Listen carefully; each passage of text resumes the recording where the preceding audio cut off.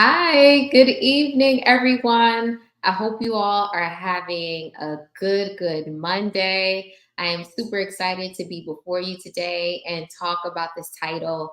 Your fear of failure is keeping you from six figures. So, let me start off by introducing myself. My name is Melissa Flurry, and I'm a career and leadership coach with the Branded Career. And at the Branded Career, we help professionals just like you land your first six-figure role. So today we're talking about the fear of failure. And I kind of want to give some context as to why I'm even talking about this today. So a few days ago, I believe I was speaking to someone about their current job search and what it is that they were looking to do. And of course, they were looking for a role that was paying way more money and hopefully in the six-figure range. And so I asked for more details about the types of roles that they were applying to. And I asked, okay, what are the levels of the role? What is the salary? And so they gave me that information. And of course, it was well below the income that they wanted, well below the title that they wanted, and even it was well below the education and experience level that they already have. And so I asked, I said, what's going on? Like, why are you even applying to these roles? Like, why aren't you applying to this type of role? And they said to me, to be honest, the last time I applied to a role like that, I was rejected. And I just kind of been holding on to this fear of failure. And let me know in the chat, has any fear ever prevented you from going after the goal, accomplishing the goal, and kind of kept you in this place of limbo where you want to do it, but something just keeps holding you back? And I don't know about you, but I know I've definitely dealt with that and felt it so many times throughout my career. And I really believe that if you're able to identify what the fear is, if you're able to call out the fear, then you're able to put things in place so that you can overcome that fear. And so, if you are just joining me now, definitely drop in the chat where you're actually watching in from. I see Sandy from South Carolina. Good to see you. And also, I would like to know if this is your first time joining in on a live, put in the chat first time. If you're an OG, go ahead and put OG. And if you are watching the replay, definitely put in replay because I love seeing where everybody else is coming in from and when they're watching this. And so I said to myself, okay, let's talk about specific fears that I have personally dealt with as well as my clients, and also talk about ways to overcome those fears so that you're able to actually get the roles that you want. And so, as we mentioned in this story, fear of failure, right? And specifically, this person said, what if I get the interview? What if I get the interview and I don't get the job? Another thing is, what if another fear of failure is, what if I get the job and I mess this up? And the thing about this failure is that it's all based on hypotheticals. It's all based on assumptions. And the thing about your imagination and the way that the human mind works is that we automatically go to the negative, right? We automatically go to failure. We automatically go to messing things up.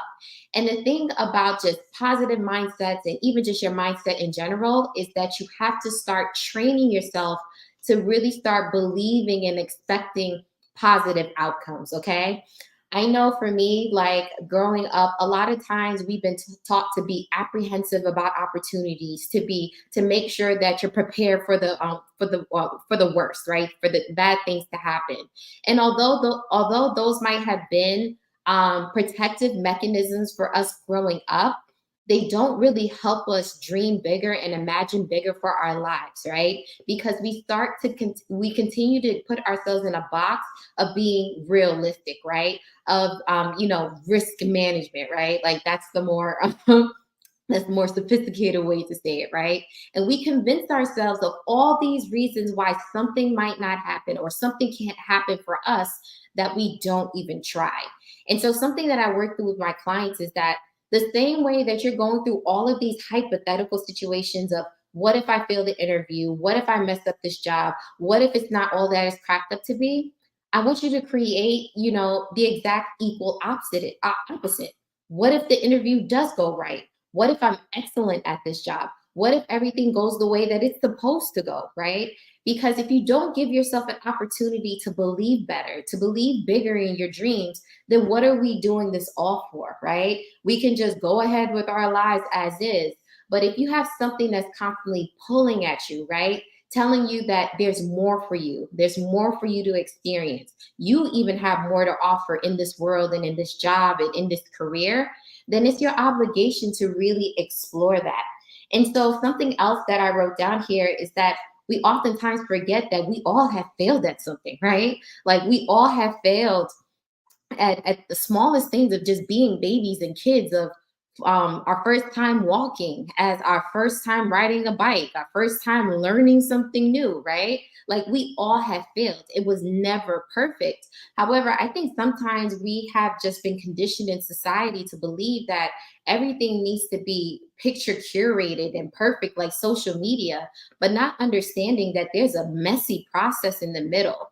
And so, one thing that I was continuously telling those that joined my webinar last year, I hosted a How to Land Your First Six Figure Job webinar, is that it's going to be a journey. It's a road to six figures. Every mistake that you've made, every success that you've had, every person that you met along the way, every insecurity, like all of that is going to add to your journey to get you to six figures. And so I want you to know that the main thing that happens when you have a fear of failure, and even if you failed in the past, is that one, you learn from it, two, you make adjustments, and three, you use all of that feedback and data to get better. And so I see someone, Samaya from Toronto. Hey, um, she says that it's her first time a part of this live session. Welcome, welcome. In terms of fear of failure, sometimes something that keeps me from thinking all the time is, what if I'm not good enough? And what if it makes me take a step back each time I want to try something new? Oh, I'm so glad that you said that. So the good enough, right? The good enough thing. And the thing that I challenge myself all the time, and I challenge my clients with this feeling of good enough, is, what are we comparing to what is enough, right? Sometimes I think we set this standard so high that nobody else is even requiring this thing of us, right? So I even think to myself that I felt like I had to show up a certain way at work, I had to look a certain way, I had to speak a certain way. Even the way that my mind thinks, I'm like, oh no, I have to think like the legal person, the treasury person, the credit person, the sales person, because that is the standard. And that's not what they were requiring of me, right? Like each of us are different for a reason. And the reason why they hired you was for your specific perspective. And you need to remember that that is actually a value add. Like being different is a value add. And so you need to stop feeling like you have to put yourself in this box of what you think is good enough, and actually just rest in just being enough, because it is enough. And the other thing is like, if you take a step back, and what if it makes you if you take a step forward and it makes you take a step back, trust and believe, even if you have to take a step back, getting further in the journey is going to happen for you quicker. Like I know for myself, like when I went through that transition period of unemployment, trying to get into the real estate industry, I ended up taking a step back in pay, and a step back in title, and a step back in experience. But I did that because I knew that it would be a learning situation for me. It would be a learning season. And once I learned what I needed to learn, I would be propelled faster than I ever thought that I could be. And the thing is, like, that's exactly what happened. Like, I came in a senior analyst, in less than 9 months, I was promoted, right? And so don't feel like if you fail at something that you can't recover. I think more than anything, as long as you keep a mindset that says, you know what, this is a learning opportunity for me, then you're able to kind of like just step over those mistakes, because you know not to make them anymore. And hopefully that makes sense. um the other thing is, when it comes to fear of failure, and also fear of not being good enough, is that oftentimes we look at other people and we compare ourselves, and we forget that six-figure earners, and I'll tell you this too, there was some aspect of their job, or even all aspects of their job, where they actually weren't good. Okay. Like I was speaking to one of my executive coaching clients, and one of the things that she said was an aha for her, was that she didn't have to be good at everything at her job. Like that wasn't the expectation. So she knew that she knew she had to perform. She knew she had to solve problems. But this whole thing of being perfect was something that she made up in her mind, right? She knew that she was going to stumble through it, but she gave herself the grace to actually learn through it, right? And the other thing is that we oftentimes don't give ourselves credit about how many times we were able to make something out of nothing, how many times we were able to give really articulate thoughts and perspectives, even when we had limited resources and data. We forget about those times that we were able to like rally and bring people together around an idea, even when there was conflict. And so, when not giving yourself credit, you forget that you have the actual evidence that you're able to do this job. And so, one thing she said is that even though I'm not good at it yet, I believe in my ability to get better. And that's something that I want to give to you all is that in this time of figuring out what are my next steps, believe in yourself that you can learn through it. I believe Marie Forleo says this is that everything is figure outable. Like it's not rocket science, right? Like unless you're an actual scientist and rocket and do all that stuff in NASA. But give yourself the chance to say, you know what, I know I can figure this out. Okay, so the second thing, when it comes to fears that are keeping you back from the six-figure job, is this fear of a demanding career. And I remember feeling like this, right? Feeling that, okay, if I get a six-figure job, it's going to be exactly how I see it on like on TV and in the movies, right? Where the person is coming in, the first person in, the last person out, they're working through their lunch, they have like six cell phones on their ears, they're constantly being pinged and stretched in different directions. And I remember for me, that just looked very overwhelming and very unappealing for me. But then it was also, I realized is that another fear when it comes to is that if the job is demanding, then what about it? Will I actually be able to have kind of like the work-life balance? Will I be actually be able to honor like my personal commitments? Because I am very big on my family. I'm very big on investing in my relationships. And that's something that I don't want to fall to the wayside just for a job. And the thing is that there is some validity to that fear. Like I'm not even going to lie to you and tell you that you can make six figures by not doing anything. Like that's not happening, right? But I do believe that you have to learn how to make adjustments, and you also learn how to create boundaries. So when I first got into like a leadership role at my job and trying to understand like, okay, how do I balance my clients calling me, my boss calling me, and then trying to make it to whatever it is that I was trying to make it to after work, I realized that I had poor time management skills. And I think that's the other thing about ascending into higher levels of leadership is that it really challenges you to develop outside of work. Because in order for you to develop, to perform the best at work, you personally need to understand how you work. Let me say this right. You need to understand personally how you work. You need to understand what are the best times for you to work. You need to understand what are your triggers. You need to understand physically and mentally what is your capacity. And so when I was able to understand what stresses me, and we're going to talk about that right after this, what stresses me, understand what did I need to put into place so I could be successful, managing a demanding career kind of actually became a little bit easier, right? And the other thing, and the flip side that I thought about it is that me avoiding doing the work and me avoiding feeling like, okay, I don't want to be like in a demanding career, like meant that I had to stay in an unhappy situation with my current career. Like I already knew what it felt like, to be underpaid, to already be burnt out, right? To be in a type of job that was just redundant, that I felt like, you know what, it's actually kind of better for me to step into a new situation that even though I perceive to be demanding, I'm going to actually reframe it and look at it as just a challenge. Like I've been saying for a long time, I want impactful work. I want to be able to work with smart people, right? I want to be able to like just be stretched. And so give myself the opportunity to step into that environment and shift the perspective from demanding to just challenging and an opportunity for me to grow. So with the fear of a demanding career, something else that I came across that clients were telling me is this fear of I'm constantly going to be stressed out and I'm not sure if I can live up to the pressure. And so I believe that when it comes to managing responsibilities, managing expectations, that you really have to, like I said before, understand and invest in your own personal development.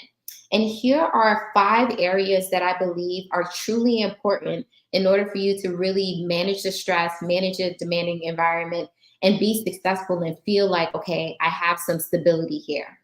The first thing when it comes to personal development is your mindset. And I didn't notice that when I was in a place of making the career shift and trying to earn more money, that my mindset was just jacked up and all over the place, right? Like I thought all that was needed in order to get a six-figure job and to be successful was simply to have the credentials, have the experience, and just position myself in the right way in the interview. And the thing about it is that a lot of your personal stuff really rises to the front as you're trying to transition into new opportunities and new avenues. And so, as I was moving into rooms where people were more educated than me, who had honestly had more money than me, more experiences than me, there was some insecurity there, right? There was this feeling of, okay, maybe I'm not enough, maybe I'm not ready. And so I realized I had to work on my mindset and really get to a place of believing that I deserve to be in those rooms that I aspire to go to. Like I was able to be exposed as an analyst to like where millionaires were speaking about real estate deals. And I remember sometimes feeling like, oh, maybe I shouldn't be here, right? But the reason why God put me there was so that I could get used to that for when I would be a part of those conversations. And so I encourage you that if you're in a place of kind of like back and forth and wondering if you're ready, wondering if you're enough, start working on your mindset. And that includes like reading new books. That includes, I would even say, changing up your circle. Like on the webinar, one thing I said is that you want to surround yourself with people that have the same goal as you. If you're ascending into six-figure careers, it's kind of hard to believe that that's possible for you if everyone around that or everyone around you, one, isn't earning that much, or two, doesn't even aspire for that. Like, gratefully, I'm in a place where a lot of my friend groups, like, a lot of them are making six figures. And we've gotten to a place where making six figures is normal, right? And that's something that I want for a lot of Black and Brown folks is to look at making six figures as the bare minimum, right? Like, when someone said that to me, on my journey and he said, you know what, you need to stop aspiring to six figures, make it the bare minimum. Like it shifted for me what was actually possible, not only in my career but financially. And I believe that the way that we really move forward financially is if we start making money. Like there's but so much you can cut in expenses, right? Like there's but so much Starbucks that you can cut, there's but so much movies and leisure and all that other stuff that you can cut, but you have to start making money because that's the way you're going to pay off debt. That's the way you're going to start saving your emergency fund. That's the way you're going to start investing and doing all of those things that are help you achieve your financial goals. And so I realized that my mindset had to be changed from feeling like I just needed to make just enough to pay my bills and just enough for stability to now getting to a place where I can have excess and overflow. Another area of personal development is emotional stability and understanding your triggers, right? So oftentimes we believe that what happens at work is going to be work, and what happens at home is going to stay at home. But the truth of the matter is that a lot of it gets tied together, right? Like how many of you have been at home and you had an issue with your spouse, issue with your kids, that put you in a bad mood. So then you came to work and you was already in a bad mood, got an email and you felt like that person was coming at you, and it just began to spiral.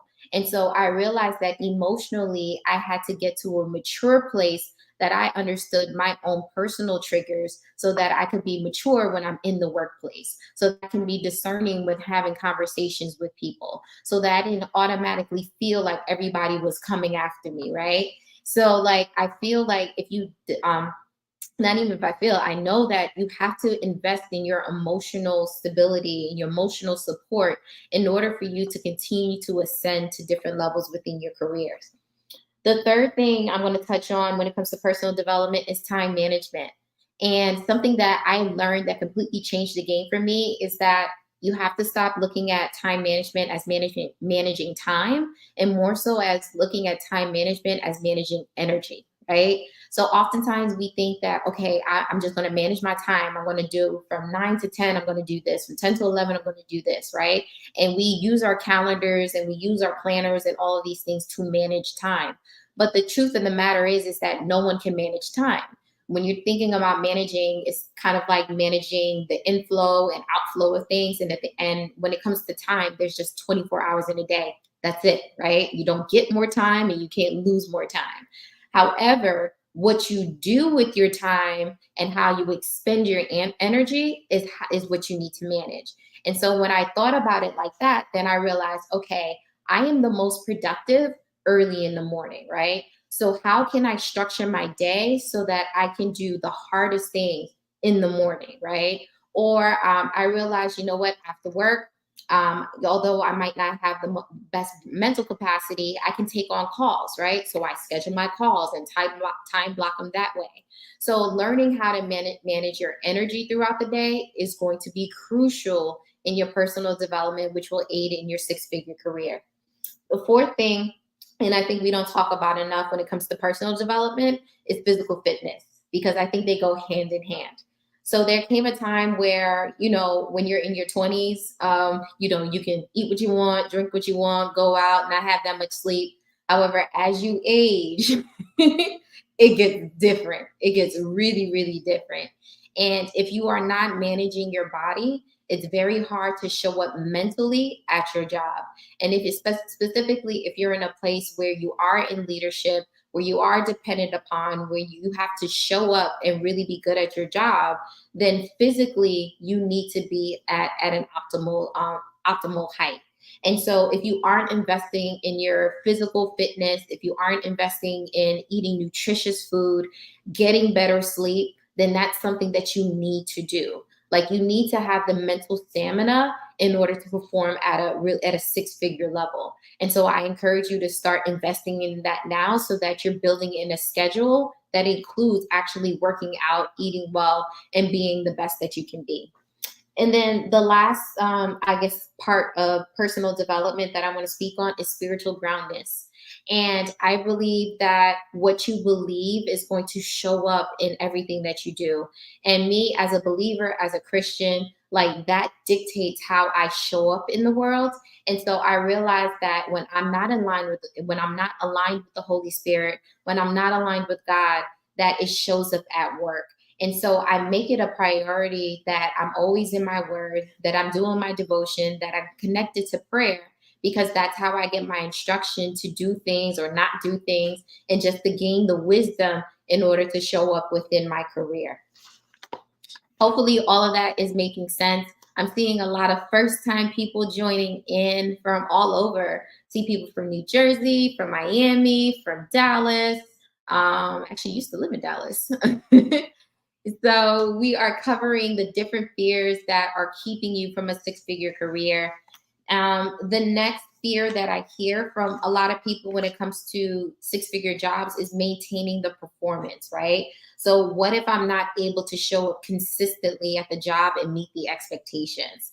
And one thing I realized about this fear is that it creates anxiety, right? Anxiety around job performance, right? And I think what it ultimately boils down to is imposter syndrome, right? And I noticed that imposter syndrome is something that we all like to throw out there. Like, I have imposter syndrome. It's the imposter syndrome, right? But we don't talk about what's the actual resolution, right? And I believe that with imposter syndrome, it kind of goes back to the young lady that talked about not being good enough. One thing that I felt was like, I'm going to be exposed. And I don't know why I'm so dramatic, but I'm like, oh, they're going to like rip the veil. They're going to be like, oh my gosh, I knew it. I knew you weren't as good as you thought you were. And another thing that I realized with imposter syndrome is this feeling of maybe I just got lucky and it's a fluke. And I think the best way to sum this up, and I found this quote, and it just so happened, God aligned it. Just so happened that it aligned with what I was talking to today. And I'm going to get the young lady's name that wrote this quote, but it says, PSA: you're not lucky. You're good at what you do. The opportunities didn't fall in your lap. You worked hard for them and you can do it again. All right. And I'm going to say it again. PSA, you're not lucky. You're good at what you do. The opportunities didn't fall in your lap. You worked hard for them and you can do it again. And I had to admit that so many times in my career, I thought it was just luck, and it wasn't. And you got to remember, and I think what really fights imposter syndrome is that no one is hiring you as a favor. No one is paying you six figures as a favor. Like, they hired you because they believe that you can do the job. And they not only did they believe that you can do the job, your past experiences prove that you can do the job. Like, you have successes, you have results, you have achievements, you have people vouching for you, people that referred you for the job. So you have to believe, if anything, if you're not going to believe in yourself in the moment, believe in the person that accomplished those things. Believe in the person that showed up consistently. Believe in the person that gave the results, right? That cut the expenses, that brought in more revenue, that, managed the accounts, that did whatever, right? Like, believe in the results that you've already given. And I do with my clients, like, let's list it out. Like, let's list out what you did. Like, let's list out, all of your achievements, because sometimes we forget. Like, sometimes we feel like, oh, I'm just doing my job. But truth of the matter is, a lot of people are not doing their job. A lot of people are doing the bare minimum. A lot of people are even just working at an average pace. And the fact that you're aspiring to higher levels shows that you probably already have been exceeding in your jobs and in your education for a very long time. So no one is doing you a favor. Like, you showed up and you've done the work. And so why hinder yourself from moving into a six-figure level just because you believe, you know what, I can't keep up with the luck. Like we're at the casino. Like, no, like, you show up all the time. So believe in that. Believe in the work that you've already produced. And so the last fear we're going to talk about that is keeping you from six figures is financial management. The fear of, I'm going to blow it all and I won't be able to manage it good. And when it comes to not managing your money responsibly, a lot of times that fear comes from past financial trauma. If you are someone that is currently in debt, whether that be student loan debt or consumer debt, I know psychologically and emotionally that can definitely weigh on you, right? Because you start to believe, like, dang, how did I get myself into this position, right? How, even if I'm going to get out of this position, what happens if I run up the credit card again? Maybe you're in a place of living paycheck to paycheck because you realize, you know what, I haven't saved in the past. I overspent in different areas. And overall, I just been financially irresponsible. And carrying that financial trauma into, or trying to carry that financial trauma into a new season is going to be really hard because you start to self sabotage, right? Because I remember there was a point where I'm like, okay, I'm ready to start looking at six-figure jobs. I'm ready to start making six figures. And I remember I would start looking at jobs and I would do the financial research. And this is before, like, the whole pay transparency thing, where they would have to post it on the job post on job description. And I would look at the salary and then I would start to run through in my mind all the things that I could do with the money, right? But then immediately I would start to run through, okay, what if I lose the money? Like, what if I get hired and then all of a sudden I get laid off, right? And then I start going through all of these financial things of, getting laid off, getting kicked out my apartment, running up my credit card. And then what happens is that I'm like, you know what, maybe I'm not ready to apply. I'm going to apply tomorrow. And then 2 days later, I see that the job posting is removed. And we sabotage our ways, our opportunities in so many different ways that we don't even realize that that's what we're doing. And so if you're in a place of wondering if you can maintain a six-figure salary, wondering if you get the six-figure salary, if you can manage it, I want you to call it out, because now you have to put things in place in order to combat that. And one thing I would say is that I realized for myself, and I wrote this down, is that when you're used to having less, the thought of having more feels wrong, right? Like, I remember the first time, like, I was paid in the six-figure range and I was looking at wow, I have extra money in my account. And a friend of mine, she's in the six figure range, and she said the same thing. She was like, sometimes I feel bad for having this amount of money. And we have to remember, like I said, it wasn't a favor. They didn't give us this money as a favor, right? It is our job now. Like after we've done our job, we receive our paycheck, that we are financial stewards over this money.